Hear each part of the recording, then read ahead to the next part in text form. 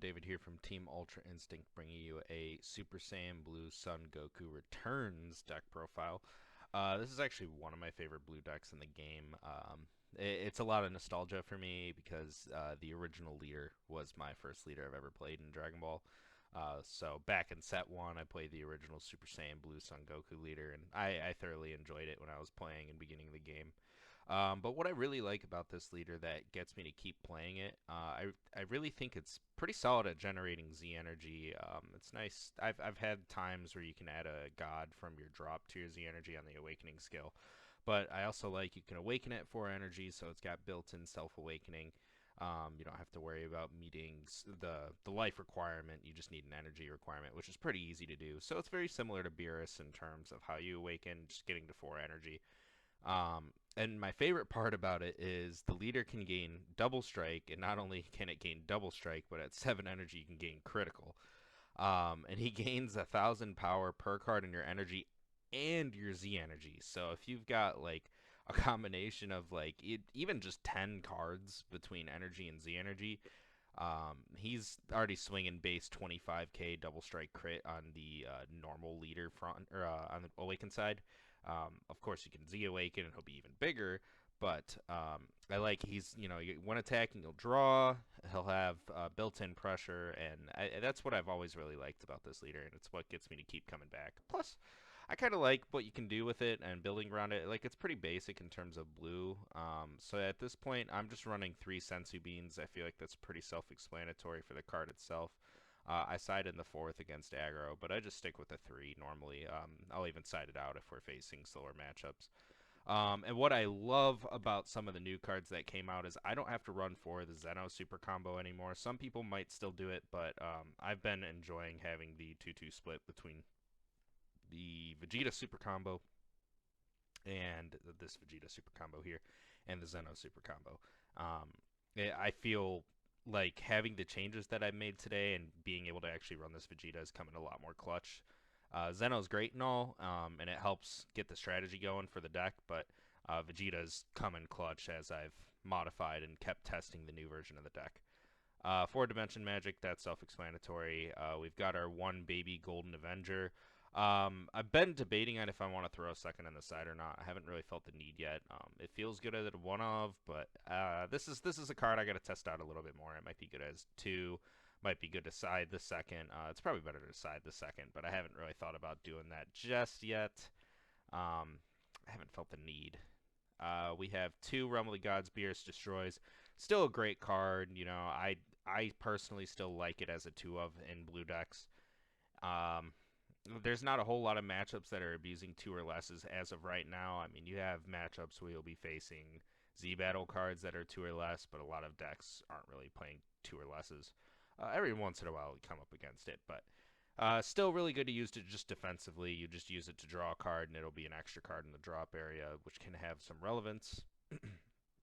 Then, of course, our standard blue win card, Android 17 Turning the Tide, running 2 of those. I was on 1 initially, and I was trying to be cheeky and run the Whis 12 drop. The 12 drop Whis was just never coming up, so I just gave up on that strategy and went into the second Turning the Tide. This is one that I'll be testing out a little bit more and seeing if I should have a sideboard card that can maybe drop Turning the Tide by 1 in case of like that matchup where you're not going to get that late in the game. We have 3 of the SS4 Vegetas, also pretty self-explanatory. You could either 1, use them for the hand hate matchups to just draw back 4 cards into your hand, or you could use them to ramp 4. I typically am using them to ramp 4. Just to have a lot of energy going. It not only fuels your leader's power, but it also fuels a lot of the big drops you're trying to do in your deck. And of course, he's a 30k blocker, and he restands at the end of your turn. Very good card. I only run 3. I haven't really struggled to actually find it as a 3-of. The deck draws a fair amount. I wouldn't say crazily, but it draws a fair amount. There's a lot of cards in the deck that allow you to at least draw 1. So I haven't really struggled to find him at all, so I feel like 3 is good. I haven't had the need for a 4th yet.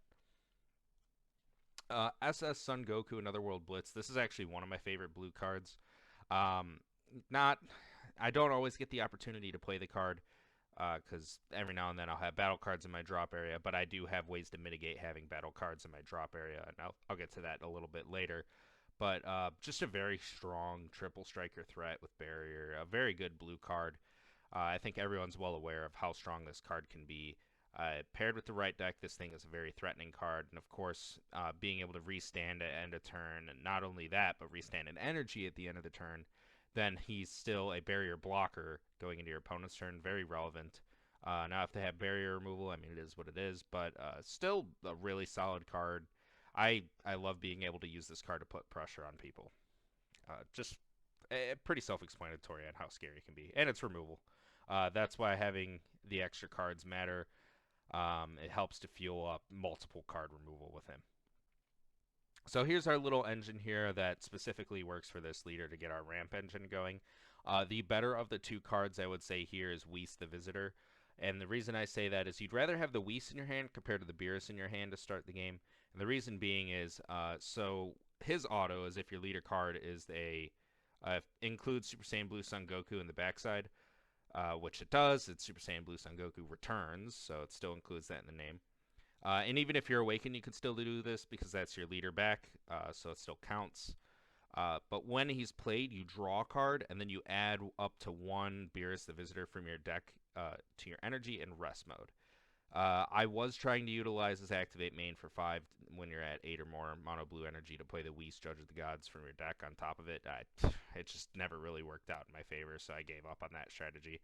But the reason why he is better, you draw a card, so you're already filtering one card out of your deck, and then you're placing a Beerus from your deck into your energy. You filter 2 cards at once with Whis. That's why I think he's the better of the two, because with Beerus, he has an auto. When he's placed in your energy, you can't place cards in your energy for the turn. Okay, yeah, that can stunt some plans. You have to be smart about that. You don't want to do anything with Vegeta and screw yourself there. But his activate main, if your leader has Super Saiyan Blue Son Goku in its name, and you place this card from your hand in your energy in rest mode, you draw a card. They had to errata that because there was some rules you could abuse with it. You could basically keep paying 1 and drawing a card because he didn't have to hit your energy, but now he has to hit your energy based on the errata. As you can see here, you're not filtering 2 cards out from your deck, you're only filtering 1, but it's still not a dud if you get it in your hand. At least replaces it itself. So it's not bad if it's in your hand. It's just ideally your turn 1 play, you're going to want the Whis in your hand. This is one of my favorite blue secret rares in the game. I'm still going to stick with this because it's a ramp deck. I really like just being able to switch all my energy to active mode. Only works if your opponent has 4 or more energy, but you're probably only going to be able to drop this card during that time, ideally. I mean, if you're dropping it while your opponent's at 3 energy, you somehow turbo ramped the crap out of them, and they probably deserve the loss that's coming their way. But still love the secret rare. I love being 40k triple attacker. Restanding all your energy is pretty broken. Your deck is mono blue, so of course it's going to synergize really well. Alternate secret rares, though, if you don't want to run this secret rare, it usually creates an OTK turn for me, so that's why I run this.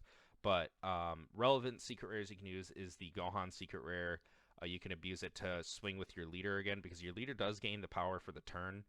So it'll be an even bigger attack that's potentially double strike crit in the second swing. So a lot of leader pressure there, plus the Gohan. That's a lot of crit damage too. So you'd be putting out at least 6 damage worth of crit between your leader and the Gohan secret rare. So that is one you could do, especially with the board removal on Gohan. I love that secret rare too. So that's an option you can run in here. You could run Baby Hatch if you're on the more budget route. Obviously, it's the most budget blue secret rare. Still ends turn, still a great secret rare. There's nothing wrong with it at all. But past that, I wouldn't really run any other secret rares. I would stick to the blue secret rares for this deck. Maybe I'm forgetting one, like Supreme Kai Time would work, I guess. But I wouldn't run anything else outside of that. That's a stretch. The main 3 I said I would stick with for this deck. Goku's my favorite. It was designed for this deck. I guess technically it wasn't designed for it, but it pairs very well with it. So I'd stick with Goku, but test around if you want to try this deck out, see what you like more. Kale Rampaging Demon. So I run this one because I feel like I have to run it out of necessity. It's easy to get up to 7 energy, so it's easy to get to the bottom decking your opponent's cards, ignoring barrier. You have to do it for barrier removal because blue does struggle at it. There's a little bit you can do to get around it. I mean, obviously the BRC battle, but I just run out of necessity. Often I just end up charging her. This is actually one of my favorite cards in this deck. Android 17 and 18 teaming up. So this allows you to generate a lot of Z energy.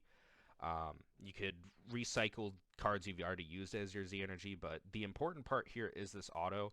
When a player attacks, add a marker to this card, then use up to 1 mono blue card with 5k combo power in a combo area, or in combo from your drop area with its skills negated.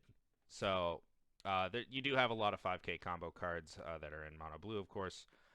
And I would say at one point in the game, in many of the games I've had like up to 7 or 8 Z energy, just because they didn't have the ability to kill this unison. Because I'm in blue, so of course I have the ability to stall them a little bit. I've got some floodgates, I've got my dimension magics. You know, I'm gaining 2 markers every full turnaround, so between my turn and their turn. I don't typically use the -4 because they do manage to ping it a little bit to mitigate that, but I've had times where it's come up.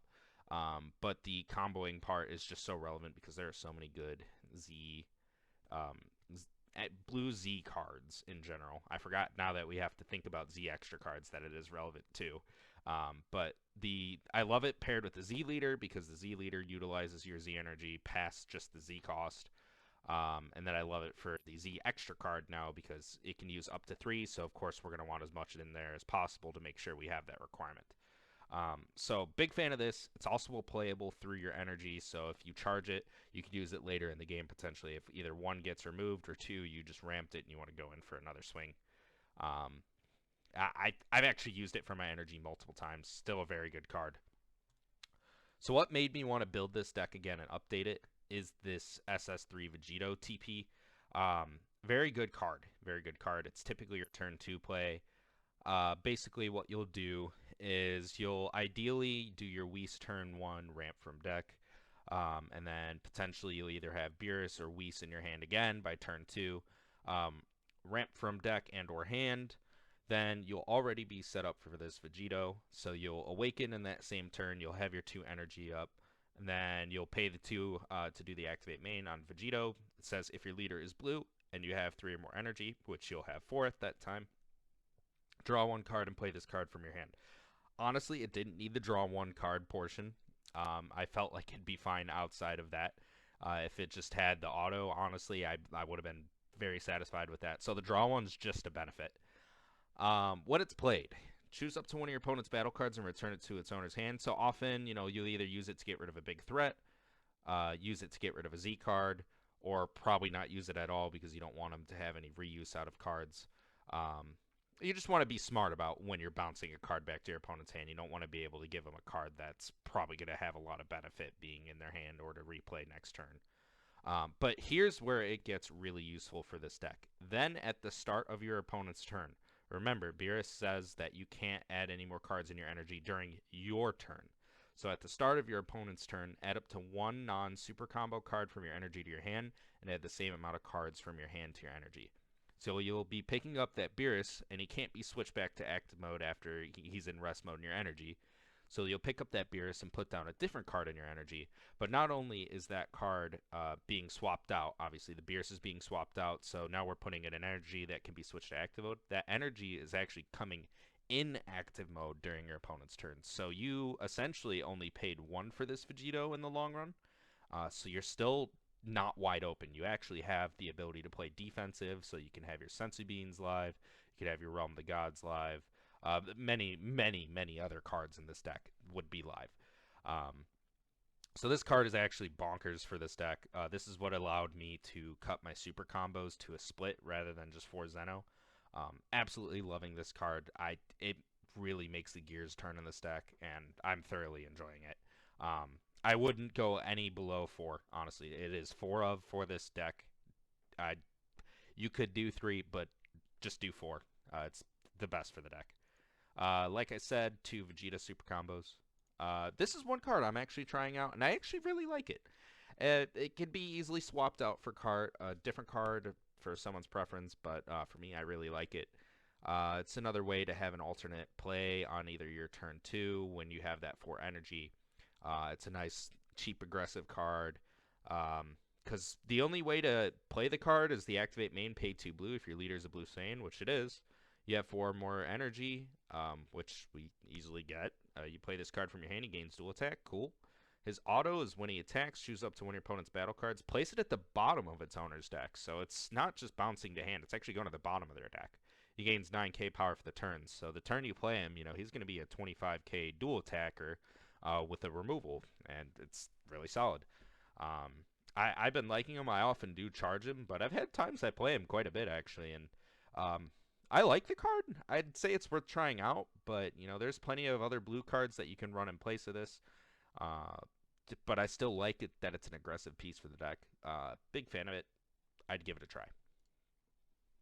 This is honestly just one of my favorite blue cards that came out. And this is from set 11. It's very mean. So it's an alternate turn 7. So if they're ready for turning the tide, we have an alternate play that's a little bit more rude. When he's played, your opponent places one of their energy at the bottom of their deck. So this is a little bit of energy destruction in blue. So it's kind of catching them a little off guard. But at the end of your turn, switch this card to act mode. So a little bit of what Vegeta's doing on the 6-drop, but with more. Then your opponent chooses one of their battle cards and one of their energy and places them at the bottom of their deck. So you're basically making them lose 2 energy in one turn, and you're removing a body on board. And he's a 30k blocker that can at least attack and then restand. I don't always attack with it to try and make sure nothing happens to him, and I get that end of turn auto. The end of turn auto is typically a little bit more debilitating when you're negging them 2 energy. So very funny card. I only run it as a one of. I don't really need to see it, and I don't feel bad about having it in the deck. I mean, if I need to charge it, I'll charge it. This is something that you could run at 4, 3, 2. It's really up to the player. I run it at 3. I don't feel like I need it at 4, but maybe that's one of those cards where you can side the 4th. For me, it's just your floodgate. No explanation needed for Android 17. And another reason to be running the Unison here, it helps to make sure you're fitting the requirement here in case you don't have the Z leader out or a Z battle card out. You'll get the Z energy fairly easily. Gohan, I feel like he's pretty self-explanatory. He's a really good card. I personally like running him in all my blue decks, so I keep him as a 2 of. It's nice because I've had times where I use the activate battle for 3. And it comes up against yellow U7 if I need to bottom deck their 6-drop. So for that, or obviously bottom decking a 5 or less for other aggro matchups where I can just pay 1 and do that after comboing. Boo Unison, no explanation needed. Pilaf, Shu, and Mai, this is for, honestly, it's for a lot of matchups. It's also good to just get rid of a keyword skill. But against U7, forcing them to combo a 3rd card just to make sure they fit their draw requirements really strong. So being able to just bottom deck one of their combos, and if they happen to only have 2 cards in their combo area and you put them down to 1, then they're not going to get extra draw after putting a card in the Z energy because they won't see another U7 in the combo area. Goku Black, it's easy to meet his requirements. I really like the card. I haven't actually played it a whole lot, but I've also been playing against not entirely speedy matchups, so I know the moment I face a more aggro matchup that isn't playing Divine Presence where I can't even remove it anyway, he'll come up more. I did play against an aggro matchup once, but that was the only 4-drop they played was Divine Presence, and I really didn't need to use it on a 1-drop Searcher Gohan. I did just put this in my deck, and I haven't tested it, if it's worth running it. I mean, it's a really good card regardless. It's a 15k combo, and you untap an energy during your opponent's turn, or you're drawing a card during your turn. So you're either making something really big, or offensively or defensively. I just run it because I think it's a good card. This could change in the future, but it's probably going to stick, honestly. It's still a really good card. Onto the Z deck here. So for the Z deck, it's pretty basic blue stuff through and through. We got our Cell for board removal. He comes up quite often. Additional crit pressure. Our Z leader, of course, to pair with this leader. Now, this did come up against when I was playing today, actually, I was testing. If your leader card, or if your life is at 3 or less and you have 7 or more energy, you can put him over your Blue Sun Goku leader. So, of course, we'll do this on our leader. It's pretty much the same skill on attacking, but he has inherent crit double strike. which really doesn't matter at that point because your leader would already have it at 7 energy. What I love about him, um, his auto is pay a blue once per turn. Place one of your Z energy in its owner's drop area. When your opponent attacks with a battle card, negate the attack. I really like it. It just has negate on a stick, so you're never really in danger so long as you have that blue energy up, and you know their threats are mainly going to be battle cards. And what you can do if they're going to counter you too, you go negate, cool, counter, then you pay one with the blue energy, and then you negated the attack anyway. I really like this leader, but what got me earlier, let me get back to that, is I was playing and I was at 6 energy and my opponent was going for games, so I was like, okay, I'll just Z Awaken because I'm at 3 life now, right? And then I looked back at my energy and I'm like, oh man, I can't Z Awaken. I got to be at 7. So just keep in mind when you're playing, don't bank on the Z leader if it is an aggro matchup because you're likely going to not be at that 7 energy requirement as soon as you need. You'll be close to it maybe, but you probably won't be exactly where you want to be. For me, I at least learned my lesson. I guess that's the best way to put it, but I really like this leader. It is a base 20k, so it's nice to have that extra 5k buff, and then paired with Bean, you know, you'd be a 25k base during their turn. So it's just nice to have the extra defense on your leader, and this is why I like this engine a lot more with this leader here. Just a lot of personal preference. Onto the other cards in the Z deck, we have our standard Beerus. Beerus for barrier removal, big body removal. I run 2 Vegitos, but I don't run 2 Vegitos just because I'm going to play them every time. It's also in case I go the Android 21 route. Extra ramp, board removal, and I could also give it triple strike if I really need to, or I can give it barrier. So it's actually to feed into that. That's why I run the extra run. I actually have played 2 of these in one turn before, funny enough. That game I told where I had 9 Z energy or whatever it was, I think I Z awakened in the same turn. I played a Vegito.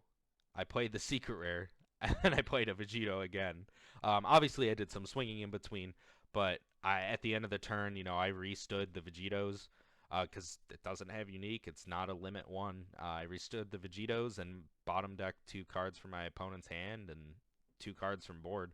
No, I don't think they had anything on board, but I'm pretty sure I killed him with the second Vegito. So, um, you can do some shenanigans with this deck. You can do a lot of shenanigans, and I really like it. And then we run our 1 Z extra card. There isn't anything that's actually being revolving around this Z extra card. Nothing that like focuses on saying, you know, if you have a Z extra in play. It's more so just extra defensive pressure, offensive pressure if you really need it to be. But often or not, it's the defensive pressure. I usually do the bottom activate battle to place 3 Z energy in the drop, draw a card, play shadow token. It could either be a blocker, but typically I use it to combo. And then gain a 15k power buff, so it's like a 20k combo essentially, and I drew a card. The top part, I think I had come up once. You place a Z energy in your drop, remove this card from the game, choose up to one of your cards that gets 10k power for the battle, then choose up to one of your opponent's battle cards and then energy cost of 2 or less and place it at the bottom of its owner's deck. So in this case, I think I used it on a Vegeta Z battle card, so I just didn't have to deal with it. And I was like, screw that. I'm not even going to try and worry about this. I'm just going to get rid of it here and now, not worry about it. So it's like Beerus destroys, but, you know, a little tone back. Still get the 10k boost, but you just don't draw a card on the activate up there, which is fine. It's from your Z deck, so it really doesn't need to have that, right? So I actually thoroughly enjoy this card. I thought about bumping it up to 2, but the Z deck in here is a little bit tight. Everything I've used in here has been usable. Android 21 arguably is the worst card in here, but everything else, I mean, I've had a scenario for every single one of them. I'm not changing any of those. Android 21 is the only one. If you're iffy on it, then you could change that one. It's really not a must for her. I did consider running the Goku 2-drop SR in the Z deck. Just another way to kind of tackle a larger hand. So if they're at like 15 cards in hand, you punish them a little bit and put them back down to 10. That's one card I'd consider. Going into the sideboard, this should be quick and easy. We have our one Senzu Bean for the aggro matchups. I always side 3 Deboras because every time I don't, I get screwed by hand hate. So this is out of a personal necessity, but if you don't feel like you need any Deboras, of course this card isn't needed. You can change it for something else that you may feel is better suited for the meta today. Like I said, every time I don't side Deborah, I end up regretting it because when I play in a regional or a larger event, I always end up facing hand hate, and I don't know how. So when I don't side the Deborah, I just lose. So this is just because of my bad luck. We side the third Ultra Instinct Goku's Kamehameha. This is also for the aggro matchup. It's just so we have bigger combo power, not have to worry about it. It's nice to go, oh man, I tapped out or something. Go Zeno super combo, pick up. I mean, we'll say ideally Beerus, right? Put down something else. Then you have the UI Kamehameha. Do that, and you're already getting a 25k power buff onto your leader, or whatever is being attacked that you need to stay alive. Um, and then, of course, you could do another behind it because it restands in energy. Um, but odds are you're probably not going to get to that. But I mean, hey, maybe. You never know. You never know. But at least what it does is it keeps you not. You're not tapped out, essentially. You'll have that energy up. And it's a nice way to mitigate if they have, like, the My one drop on board, the D Magic Hate. So in this case, like, you don't want to negate and restand energy, but you still want to be able to get out and not be tapped out. But so in case you need to negate, you still can pay the energy. This is a nice way to get around it because obviously you're going to the combo step, but you're restanding at battle speed. So very useful. That's why I have the third in there. And this is something I'm testing, keep in mind. So I know a lot of blue players will probably agree with that decision. Mafuba, this is just for any threat on board. Honestly, it's kind of for the Gogeta matchup, now that I'm thinking about it.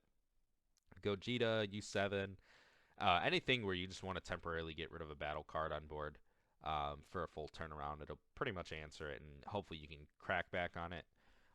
Mafuba is just a really good card. I'd honestly side it for a lot of matchups. It's potentially main board material, but I think a lot of people would agree that Mafuba is just better to have in the side. I do side the third Sun Gohan power claimed, and this is actually a permanent side. Part of it is actually for the U7 matchup. Being able to remove the 6-drop mid-battle is pretty big, because you can go like Zeno super combo, Sensu, and then drop Gohan or something. Or if you have 2 energy up, you just Sensu and drop Gohan. When it's played, you just choose one of your opponent's battle cards and place it at the bottom of the deck, and he has deflect, so they literally can't do anything about it. And if it stays on board, it's a 20k triple attack. But it's just to get rid of the 6-drop Goku so you don't have to deal with that. He can be pretty annoying, especially just because he'd be targeting your battle cards and burning your life. And we don't want to deal with that. I run 2 Tapion. That's for the Gogeta matchup, just to get rid of the Secret Rare. I don't know if this is going to be a permanent side or not. I feel like I have ways of answering this. Well, I don't have a way of answering the Secret Rare. But being able to just kind of one-shot turn them is where that comes in clutch. So we'll never swing and let them get the Aegis portion, so we'll just make sure that they really can't do anything. But if they have the Jiren, that will suck. So just tap in and get rid of the Secret Rare. That Secret Rare is pretty annoying. I personally hate facing it. So I've started siding to be sure I can answer it. Originally, I did have the Child's Army in my main board. I decided against it. I threw it in the side. It's for aggro matchups in case you're facing it. Just make sure you're not using it against U7. Giving them an even smaller card to swing into with the 6-drop is kind of a bad idea. Android 17 feels a little bad against them too, but if you have ways to back them up, you'll be alright. But just be smart when you're playing the token negates and siding them in. Obviously, you want them for the right matchup. I noticed I was siding them out a bit more, and that's why I put them in the sideboard. Because there's matchups where I had it being relevant and just matchups where it was completely irrelevant. I did put the third Pilaf shoe in my. This is actually for the U7 matchup. And many other matchups, of course. If you're facing some sort of aggro, some keyword-heavy deck, that's just a nice way to deal with it. And it's also a draw one, so it doesn't really feel terrible doing. And because we're a slow deck, I side 2 Jirens. This is probably going to be a permanent thing because you got to respect the Android 17 if you're playing a slower deck, because if the opponent is noticing you're a slow deck as well, or they know what your leader does, they'll be prepared to drop an Android 17 back if they're playing blue as well. And especially since Android 21 doesn't exist, that means they have the potential to run Android 17 turning the tide. So I'd rather just be able to answer it than not. Um, so big fan of having this in the side just to be ready for anything. I don't think this deck needs Koitsukai. I mean, thinking about it, if you're facing yellow and they go to hit you with Riposte or Vegito, we already have the Z extra card at least. You'll have that as a potential tap material, so that's fine. So if you swing with a battle card first and be smart about it, you'll bait the Riposte, which this is probably never going to happen really that much. Maybe it does. Bait the Riposte, cool. Swing with leader. Riposte affects leader cards. The Vegito doesn't. So with the leader swing, you'll just tap the Z extra card, and there you go. It's just a free tap. Um, yeah, so there's just no need for Koitsukai. It comes down to preference, honestly. I don't think it's needed, but if you were to consider that for the sideboard, that's a good one. Any other blue sideboard cards I considered? I considered Ready to Rumble in the sideboard, but I feel like the 4 energy is just too hefty, and it's kind of obvious what you're trying to do, leaving 3 energy, 4 energy up. Um, Ideally, you do 4, but I've had times where it's popped up. I used to main deck it at 2, but it's just not worth it. So Ready to Rumble was one I considered. If you like the card, go ahead. I just wouldn't recommend it. And potentially citing the Goku Z card that I was talking about earlier. If you're facing a very draw heavy deck, that's just another way to answer it. Um, that's all I have for blue sideboard potentials off the top of my head. I guess I said the second blue baby in case you feel like you need it. But past that, I got nothing else. I'm sure there's plenty of other blue cards out there. I just haven't really looked at the whole entire pool to jog my memory on all of them. There's so many cards nowadays. But I hope you guys did enjoy this deck profile. It is a very big favorite of mine in the blue category. It's probably my top dog, honestly, aside from some nostalgia decks that I'll never build again because they haven't gotten support for years. But I hope you guys did enjoy. And for those of you who like the list, I hope you do pick it up and try it out yourself and get a good feel with it. And for those who do play it regularly, I hope you're enjoying the Vegito in there because it is a fantastic card for the deck. I'll see you guys in the next video.